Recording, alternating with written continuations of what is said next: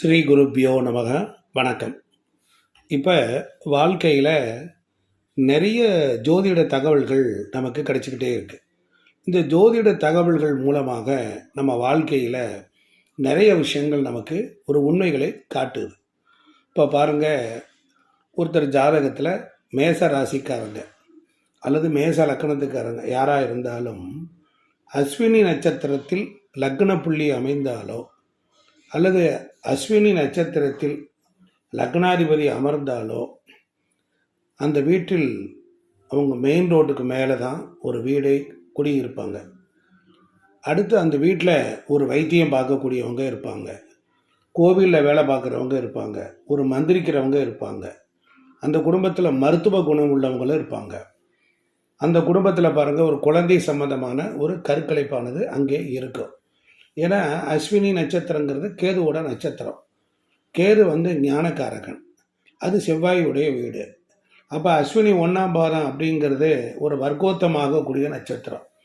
அதாவது அம்ச கட்டத்திலையும் ராசி கட்டத்திலையும் இந்த அஸ்வினி 1ஆம் பாதங்கிறது இருக்கும். இப்போ அவங்க வீட்டில் பாருங்கள், ஆண்கள் தான் நிர்வாகம் இருக்கும். எப்போவுமே மேச வீட்டில் ஆண்கள் நிர்வாகம் பார்த்தால் கண்டிப்பாக அந்த வீட்டில் எப்படி இருக்கும்? கஷ்டம். பெண்கள் நிர்வாகம் பார்த்தார்கள் என்றால் காசு பணம் மிச்சம் இருக்கும். அப்போ நிர்வாக பொறுப்பை பெண்களிடத்தில் கொடுக்கணும். அப்போ அந்த குடும்பத்தில் யாருக்காவது சர்ஜரி ஒன்று நடந்திருக்கும், அது லேடிஸ்க்கோ. அப்போ குடும்ப கட்டுப்பாடு தவிர இன்னொரு சர்ஜரி அப்படிங்கிறது அந்த மேசராசிக்குள்ளே உண்டு. மேசராசிக்காரங்க அதுபோல் பார்த்துட்டோம். இப்போ ரிஷபராசி, ரிஷப லக்னம், லக்னாதிபதி போய் ரிஷபத்தில் இருக்குது அப்படின்னா அந்த வீட்டில் எந்த டைமும் பால், தயிர், நெய் சார்ந்ததுக்கு பஞ்சமே கிடையாது. அவங்களுக்கு பொருளாதார பற்றாக்குறை எப்போதும் வராது. ஏன்னா அவங்க வீட்டில் தண்ணீர் சிக்கனம், எவ்வளோ வேண்டுமானாலும் தண்ணீர் இருக்கும், எவ்வளோ வேணாலும் பயன்படுத்தலாம், யாரும் அங்கே கேட்க மாட்டாங்க. தண்ணீர் தேவையில்லாத செலவு செய்கிறவங்க வீட்டில் தான் குடும்பத்தில் வறுமை வரும், கஷ்டம் வரும், சிரமங்களை சந்திப்பாங்க. அப்போ தண்ணீரை சிக்கனமாக நம்ம பயன்படுத்தணும். பாருங்க, ஒரு வீட்டில் கல் உப்பு அது குறையாமல் இருக்கணும். கல் உப்பு குறையவே கூடாது. கல் உப்பு குறையிற வீட்டில் பாருங்கள், செல்வங்கள் குறைஞ்சிருக்கும். அதே போல் உணவுக்கு தேவைப்படக்கூடிய அரிசி, பருப்பு, இந்த மாதிரியான பொருள்கள் குறையாமல் இருக்கிறத பார்த்துக்கணும். வீட்டில் அரிசி தொடச்சி போய் கிடந்தாலே அந்த குடும்பத்தில் சுகம் கெட்டு போகும், சந்தோஷம் இல்லாமல் போகும். இதெல்லாம் நமக்கு முன்னுக்கூட்டியே சொல்லக்கூடியது தான் இந்த ரிஷபராசி, ரிஷப லக்னம். ஏன்னா இந்த ரிஷபராசியில் தான் சந்திரன் உச்சமடைகிறான். சந்திரன் உச்சமடைகிறனால சந்திரன் நெல்லுக்கு அதிபதி, அவன் தான் உணவு. அப்போ காலபுருஷத்துக்கு 2ஆம் இடம் ரிஷபம், ரிஷபத்துக்கு பொறுத்தளவில் அங்கே உணவுக்குரியதாகவும் இருக்கிறது. அப்போ ரிஷப வீடு என்பது வீட்டுக்குள்ளற இந்த பொருள்கள் இருந்தால் ரொம்ப சிறப்பு. அதே போல் பார்த்திங்கன்னா கடன் வாங்கக்கூடிய சந்தர்ப்ப சூழ்நிலை உருவாகும். திருமண வாழ்க்கை அப்படிங்கிற மன வாழ்க்கையும் கண்டிப்பாக ஒரு பிரச்சனையை கொடுக்கும். இப்போவே இவங்க கூட்டு தொழில் செய்யக்கூடாது. ரிஷபராசி, ரிஷப லக்கணம் ரிஷபத்தில் இருக்கு அப்படின்னா கூட்டு தொழில் கண்டிப்பாக அவங்க பண்ணவே கூடாது. அதே போல் அவங்களுடைய குடும்பத்தில் சம்பந்தி உறவு அப்படின்னு சொல்லக்கூடியதும் பெருசாக சிறப்பாக இருக்காது, ஒரு கசப்பை அது கண்டிப்பாக தரும். அது மட்டும் இல்லாமல் பூர்வீகம் சார்ந்த பிரச்சனைகளும் உண்டு.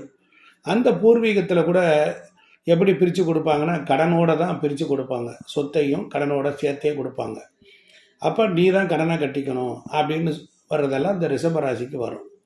இப்போவே ரிஷபராசி, ரிஷப லக்கணம் ஒருபோதும் கூட்டு தொழில் செய்யக்கூடாது, அது நஷ்டத்தை உருவாக்கும். இப்போ ஒருத்தர் 2 பேர் சேர்ந்து தான் ஒரு தொழில் செய்ய முடியும் அப்படின்னா என்ன பண்ணணும் அப்படின்னா, நீங்கள் எழுத்துப்பூர்வமாக எழுதி ஒரு நிர்வாகத்தை பார்க்கும்போது யாராக இருந்தாலும் ஒரு நாளைக்கு எவ்வளவு செலவாகுது, எவ்வளவு மீதி வருது, வரவுக்கு மீறிய செலவு பண்ணுறோமா, கரெக்டாக பண்ணுறோமா அப்படிங்கிறத நாம் கணக்கு வழக்க பார்த்துக்கணும். அப்போ தான் நமக்கு சேமிப்பு உருவாகும். அதே போல் ஒரு 2 வீலரில் நீங்கள் போகிறீங்க, அதாவது ஒரு அரை டேங்க் பெட்ரோல் தான் இருக்குன்னு வச்சுக்கோங்க, தேவையில்லாத பிரச்சனைகள் வராது, குறைக்க முடியும். இது மாதிரியான விஷயங்களை நீங்கள் கவனமாக பார்த்துக்கணும். அடுத்து மிதுன ராசி, மிதுன லக்கணம் நல்லா கவனித்து பாருங்கள். வீட்டில் மிதுன ராசி இருக்கும்போது பாருங்கள், அது ஒரு கார்னர் வீடாக வருது. அப்போ அந்த இடத்துல சம்மந்தப்படக்கூடிய கட்டடத்தை கூட நாம் திருப்பி தான் போடுறோம். இப்போ மிதுன ராசி, மிதுன லக்கணம் அப்படிங்கிறவங்களுக்கு கண்டிப்பாக ஒரு டேன் லைஃப்பில் தான் சேரும். ஒரு சந்துக்குள்ள வீடு, அந்த வீட்டில் பார்த்தீங்கன்னா அணில், சிட்டுக்குருவி, பச்சைக்கிளி இதெல்லாம் சம்மந்தப்படாமல் இருக்கவே இருக்காது. காரணம் அந்த வீட்டுக்கு பக்கத்தில் தான் மிதுன ராசி, மிதுன லக்னம். லக்னாதிபதி வந்து மிதுனத்தில் இருக்கிறாருன்னு வச்சுக்கோங்க. எங்கள் வீட்டுக்கு பக்கத்தில் விளையாடக்கூடிய ஒரு மைதானம் ஏதாவது இருக்கா? பசங்க கிரிக்கெட் விளையாடுவாங்க. அப்போ அங்கே பந்து நம்ம வீட்டுக்கு தான் அங்கே வரும். இப்படி இருக்கக்கூடியது தான் அங்கே இருக்கும். அப்போ மிதுன ராசி, மிதுன லக்னம் அப்படிங்கும்போது அவங்க அந்த மிதுன ராசியில் எந்த கிரகம் இருந்தாலும் அந்த கிரகம் ஒரு கஷ்டப்படுவதை சொல்லும். இப்போ பாருங்கள், ஒருவருக்கு புதன் வந்து மிதுன ராசிக்கு அதிபதியே புதன் வந்து இருக்காருன்னா அவங்க கூட தாய்மாமன் கூட கஷ்டப்படுவார் என்பதை அந்த வீடு சொல்லுது. கண்டிப்பாக அந்த வீட்டில் மாத்திரை மருந்து சாப்பிட்றவங்க இருப்பாங்க. மிதுன ராசி, மிதுன லக்கணத்துக்காரங்க பார்த்தீங்கன்னா மூத்த சகோதரர்கள் ஏதோ ஒரு பிரச்சனையே அவங்களுக்கு இருந்துக்கிட்டே இருக்கும். மூத்த சகோதரருக்கும் நம்ம ஜாதகருக்கும் கூட ஒரு மனக்கசப்பு ஏற்படும். தேவையற்ற பிரச்சனைகளை எல்லாம் அந்த வீடு சொல்லும். மிதுன ராசி, மிதுன லக்கணத்திற்கு லாபம் அப்படின்னு எடுத்து வைக்கிறது அவங்க வாழ்க்கையில் மத்தியம காலத்தில் மேலே தான் அவங்களுக்கு அமையும். சனி வந்து அப்படிங்கும்போது ஒரு ஜென்மம், ஒரு தலைமுறை, ஒரு சுற்றுவார். அப்போ 30 வருஷம் அப்படிங்கிறது ஒரு தலைமுறை. அப்போ 30 வயதுக்கு மேலே தான் அவங்களுக்கு லாபங்கிறது வரும். அப்போ இந்த மிதுன ராசி லக்கணத்துக்காரங்க ஆரம்ப காலத்தில் பல பிரச்சனைகளை வாழ்க்கையில் சந்திப்பாங்க. கடன் வாங்கக்கூடிய சூழ்நிலைகள்லாம் ஏற்படும். கடன் கட்டி என்னால் முடியவே இல்லை அப்படின்னு சொல்லக்கூடிய சூழல்கள் அவங்களுக்கு உண்டு. மாத்திரை மருந்து சாப்பிடக்கூடிய சூழல் உண்டு. அதே போல் மிதுன ராசி, மிதுன லக்கணத்திற்கு பக்கத்து வீட்டுக்காரங்க அவங்களோட பிரச்சனை இல்லாத மிதுன ராசியே இருக்க வாய்ப்பு இல்லை. நீங்கள் யாருக்கு வேணாலும் சொல்லி பாருங்கள். அப்போ ஆசைகள், எண்ணங்கள், அதே போல் இவங்களுடைய வெற்றிகள் இது எல்லாமே கேள்விக்குறியாக தான் இருக்கும். இதையெல்லாம் நம்ம அழகாக சொல்லலாம். அடுத்து பாருங்கள், கடகராசி, கடகலக்கணம். கடகராசிக்காரங்க ஏற்கனவே சொல்லக்கூடியது தான். கடகராசியில் பார்த்திங்கன்னா 3 நட்சத்திரம் இருக்கும். அந்த 3 நட்சத்திரத்தில் முதல் நட்சத்திரம் புனர்பூசம், 4ஆம் பாதம். அந்த வீட்டுக்கு 6க்கு 9க்கு உடையவர் தான் குரு பகவான். அவரே பாக்கியஸ்தானத்திற்கும் உரியவர், அவரே நோய்க்கும் உரியவர். அப்போ புனர்பூசம் 4ஆம் பாதம் சொல்லக்கூடிய குருவுடைய நட்சத்திரம் அப்படிங்கிறது அங்கே 6ஆம் வீட்டுக்கு சம்மந்தப்படுவதனால அடுத்து சந்திர நட்சத்திரமான சனி பகவானுடைய நட்சத்திரம் பூசமும் அங்கே உள்ளேயே இருக்குது. அந்த வீட்டில் இருக்கிறனால தான் பார்த்தீங்கன்னா 7க்கும் 8க்கும் உடையவர். அப்போ 8க்கு உடையவர் அப்படின்னாலே என்ன சொல்லலாம்? மறைவு ஸ்தானம்னு சொல்லலாம். இப்போ பாருங்கள், இன்னொரு நட்சத்திரம் ஆயில்யம் இருக்குது. நல்லா யோசித்து பாருங்கள். 3ஆம் வீட்டுக்கும் 12ஆம் வீட்டுக்கும் அதிபதியான புதனுடைய நட்சத்திரம் ஆயில்யம் அங்கே இருக்குது. அப்போ 3, 6, 8, 12 அப்படின்னு சொல்லக்கூடியது தான் மறைவு ஸ்தானம். அப்போ இதுலேருந்து ஈஸியாக நம்ம ஞாபகம் வச்சுக்கிற மாதிரி மனித உறுப்புகளை சொல்லலாம். 3 என்பது நம்முடைய அக்குள் பகுதியை சொல்லக்கூடியது, 6 என்பது அடிவயிறை சொல்லக்கூடியது, 8 என்பது மர்ம உறுப்பை சொல்லக்கூடியது, 12 என்பது பாதத்தையும் சொல்லும்.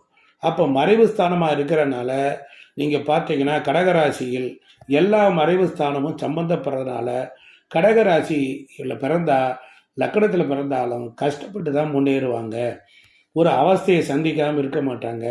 அது சந்திரனுடைய வீடு, தேய்ந்து தான் வளருவாங்க. அப்போ தாய் வந்து ஒரு வீட்டுக்கு முக்கியமான தேவையாக இருக்கு இல்லையா? அப்போ அப்பா மகனுக்குள்ள ஒரு பிரச்சனைகள் இருக்கும்போது தாய் எல்லாரையும் அரவணைச்சு போக வேண்டிய சூழல்கள் வரும். அப்புறம் பாருங்கள், கடகராசிக்காரங்கள்ட்ட தாயினுடைய அன்பு இருக்கும், பண்பு, பாசம், மற்றவர்களுக்கு மதிப்பு கொடுக்கறது, மரியாதை கொடுக்கறது, அன்பாக நடந்துக்கிறது எல்லாமே கடகராசிக்கு உண்டு. பூர்வீக சொத்தில் அவங்களுக்கு ஒரு ஏமாற்றம் கண்டிப்பாக உண்டு. அவங்க தாத்தா முகத்தை பார்க்காதவங்க கடகராசி, கடகலக்கணம். அதே போல் குழந்தைகளை பற்றிய கேள்விகள் அவங்களுக்கு மேலோங்கி தான் இருக்கும். குழந்தைகளுடைய எதிர்காலம் எப்படி இருக்கும், நாளை நம்ம எப்படி பிள்ளைகளை வளர்க்க போகிறோம், எப்படி அவங்க வாழ்க்கை இருக்கும் என்கிற கவலை அவங்களுக்கு இருந்துக்கிட்டே இருக்கும். அவங்களுக்கு முதல் தொழில் அப்படிங்கிறது ரொம்ப சிறப்பாக இருக்காது.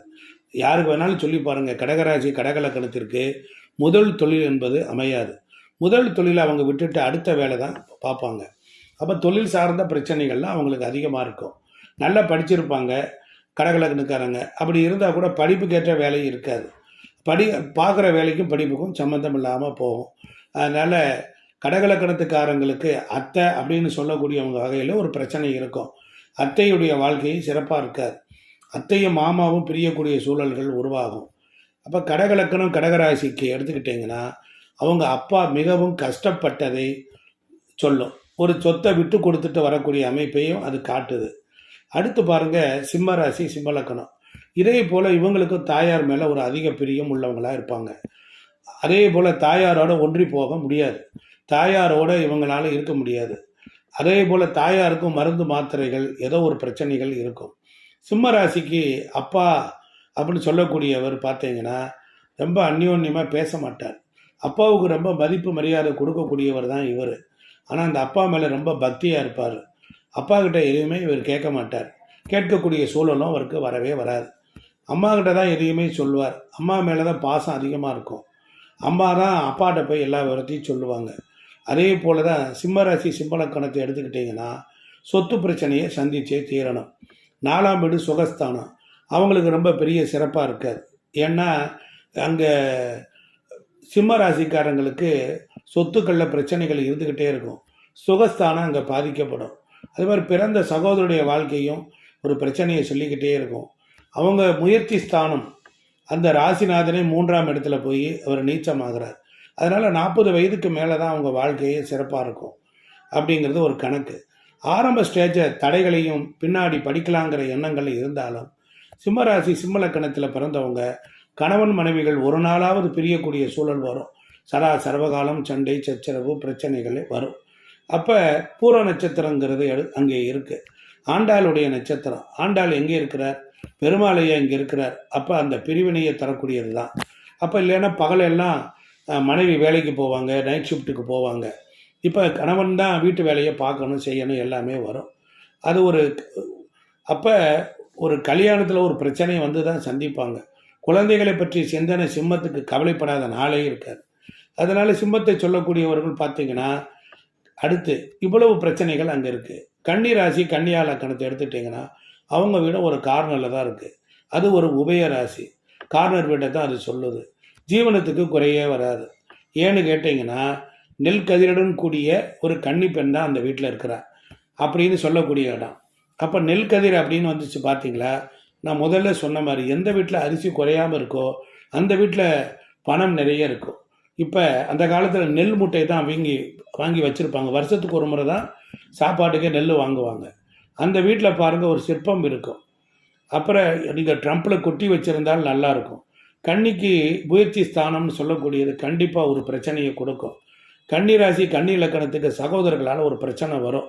ஏன்னா 3 எட்டுக்குடையவனே செவ்வாயாக வர்றார். அப்போ எவ்வளவு தைரியசாலி இருந்தாலும் ஒரு இடத்துல பேச முடியாத சூழ்நிலையில் அவர் இருப்பார். அவங்க வாழ்க்கையில் உயர போனாலும் பார்த்தீங்கன்னா கன்னிராசி கண்டிப்பாக ஒரு விபத்தை சந்திக்கக்கூடிய சூழல்கள் உருவாகும். ஒரு அதிர்ஷ்டத்தையும் சொல்லக்கூடிய அமைப்பையும் அது கொடுக்குது. ஆரம்ப காலகட்டத்தில் கன்னி ராசி பின்காலத்தில் ஒரு பிரச்சனையை சந்திக்க வேண்டும். ஆக கன்னி ராசி என்பது சந்தேக குணம் உடையது. யாராவது ஒருத்தரை புகழ்ந்து பேசினாங்கன்னா இவர் நம்மளை புகழ்ந்து அப்படிங்கிறதுக்கு ஒரு கேள்விக்குறியோடு அவங்கள பார்ப்பாங்க. அதனால் கன்னியா ராசிக்கு இந்த அளவு. அடுத்து துலா லக்கணம் துலா ராசியை பார்த்தீங்கன்னா அதோட உருவம் வந்து தராசு. அப்போ தராசுங்கிறது நீதி தேவதை கையில் உள்ள தராசு. அப்போ நீதி தேவதையை தான் கையில் வச்சுருக்கு. இப்போ இவங்க வாழ்க்கையில் ஏற்ற இறக்கம் இல்லாமல் சரிசமமாக இருக்குன்னு நினைப்பாங்க. அதனால் அண்ணனாக இருந்தாலும் தம்பியாக இருந்தாலும் அப்பாவாக இருந்தாலும் சொந்த பந்தமாக இருந்தாலும் தெரிந்தவங்க தெரியாதவங்க படித்தவங்க படிக்காத நான் இப்படி தான் நீதியோடு இருப்பேன் சொல்லக்கூடியது. அதனால் இந்த மாதிரி அவங்களுக்கு வந்து ஒரு துலா ராசிக்காரங்களுக்கு எடுத்துக்கிட்டிங்க அப்படின்னா சூரிய பகவான் வந்து எடுத்துக்கிட்டிங்கன்னா அவங்களுக்கு 8ஆம் இடத்துல தான், அவங்களுக்கு துலாம் ராசிக்கு 7ஆம் இடத்துல தான் சூரியன் உச்சம். அப்போ லக்கணத்திற்கு 11 கூடியவன் 7இல் உச்சம். திருமணம் ஆனதுக்கப்புறம் தான் வாழ்க்கையே நல்லாயிருக்கும். அதே போல் சனி பகவான் பருத்தளவில் உச்சமடைகிற வீடு. அதனால் சூரிய பகவான் அந்த வீட்டில் நீச்சம் அடைகிறார். அப்போ தொழில்காரகன் ஆயுள்காரகன் சொல்லக்கூடிய சனி பகவான் உச்சமடைகிறனால அப்பாவோட நெருக்கம் இருந்தாலும் தொழில் அமைவது உங்களுக்கு லேட்டாக தான் வரும். தொழில் அமைஞ்சிருந்து அப்படின்னாலும் அப்பாவுடைய நெருக்கம் இருக்கும். இதுக்கு காரணம் என்னென்னா சனி பகவான் போய் மேச வீட்டில் இருந்த அப்போ பாருங்கள் 3 டாக்குமெண்ட் அவங்க குடும்பத்தில் இருக்கணும், 3 பத்திரங்கள் இருக்கணும் அப்படிங்கிறது ஒரு கணக்கு. நீங்கள் 3 டாக்குமெண்ட்டுக்கு போயிட்டீங்களே அப்படின்னு பார்க்குறீங்களா? எழுதி கூட கொடுக்கலாம். நான் பார்த்த அனுபவத்தில் ஜாதகத்தில் சரியாக இருக்குது. அதை ஃபாலோ பண்ணுங்கள். மிதுன ராசி மிதுன லக்கணம், துலா ராசி துலா லக்கணம் இந்த வீட்டில் ஒரு அற்ப மரணங்கிறது இருக்கும். துலா ராசி துலா லக்கணத்து வீட்டில் 3 எழுத்து பெயர் கொண்டவர்கள் கண்டிப்பாக இருப்பாங்க. நீங்கள் வேணால் செக் பண்ணி பாருங்கள். ஆமாம், 3 ராசிங்கிறது சுமதின்னு இருப்பாங்க. இப்படி 3 எழுத்து 4 எழுத்து உள்ளவங்க. ராகு கேது தொடர்பு இல்லாமல் அங்கே வராது. அப்போ இது வரைக்கும் நாம் இந்த பார்த்துக்கிட்டே வரோம். துலா ராசிக்கு கண்டிப்பாக பொருளாதாரம் சார்ந்த ஒரு பிரச்சனையை ஒரு நாளைக்கு அவங்க வாழ்க்கையில் சந்திப்பாங்க. குடும்பம் அமைவது தாமதமாக அமையும். திருமணத்தில் பார்த்த பொண்ணு ஒன்று, கல்யாணம் பண்ணது ஒன்று மாறும். அப்போ விரும்பி கட்டிக்கிட்டாங்களா கட்டாமலா இருக்குங்கிறதெல்லாம் வம்சாவளியில் இருக்கும். விருச்சிக லக்கணம், விருச்சிக ராசி எடுத்துக்கிட்டிங்கன்னா அவங்க தயால குணம் படைத்தவங்க. விருச்சிக ராசி விருச்சிக லக்கணத்தை சொல்லுவாங்க. தன்னை குருவாக நினைச்ச நிறைய பேர்கள் வந்து ஐடியா கேட்பாங்க. அதெல்லாம் உண்டு. இப்போ பாருங்க, கேள்விகள் நிறைய கேட்பாங்க. அதனால விருச்சிக லக்கணம் தன்னை பற்றி யோசிச்சுக்கிட்டே இருக்கும். தன் வாழ்க்கை, தன் மனைவி, தன் பிள்ளைங்க, நான் இப்படி செய்வேன் நான் என்கிற வார்த்தையை அடிக்கடி யூஸ் பண்ணக்கூடியவங்க விருச்சிக ராசிக்காரங்க. விருச்சிக லக்கணம் இதே போல் தான். அதே போல் லக்கணத்துக்கு விருச்சிக லக்கணத்துக்கு தொழில் நல்ல தொழிலாக அமையும். நல்ல சரியான ஒரு அவங்களுடைய உழைப்புக்கேற்ற ஊதியம் கண்டிப்பாக கிடைக்கும். சில விஷயங்கள் அவங்க சந்தர்ப்பத்தை பயன்படுத்த மாட்டாங்க, விட்டுருவாங்க.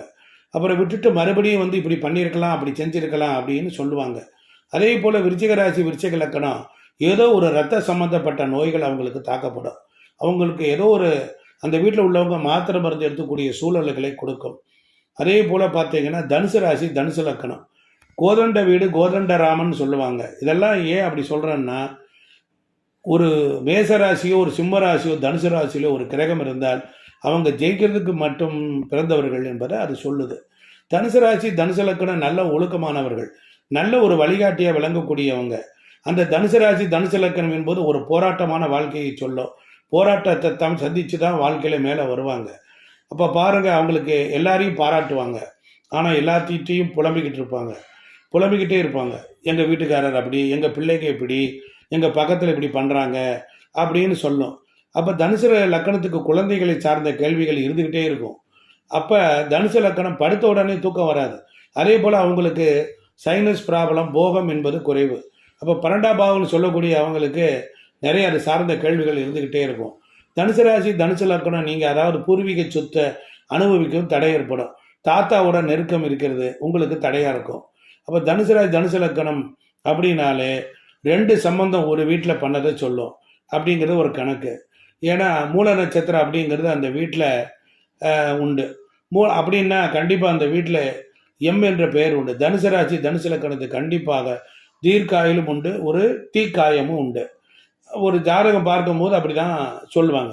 சிலிண்டரு அடுப்பு இப்போ இது பண்ணி இதாச்சு, பால் குக்கர் இதாச்சு, வெடிச்சிச்சு, தீக்காயம்ச்சு. அந்த வீட்டில் தனுசு ராசி நெருப்பு ராசிங்கிறனால அந்த வீட்டில் குக்கர் வெடிக்கிறது, குக்கர் பஸ்ட் ஆகிறது, இதெல்லாம் அவங்களுக்கு ஏற்படும். அதாவது செவ்வாய் இருக்கிறனால அந்த போலீஸ் சார்ந்த பிரச்சனைகளும் வரும், கரண்ட் சம்மந்தப்பட்ட பிரச்சனைகளும் வரும்.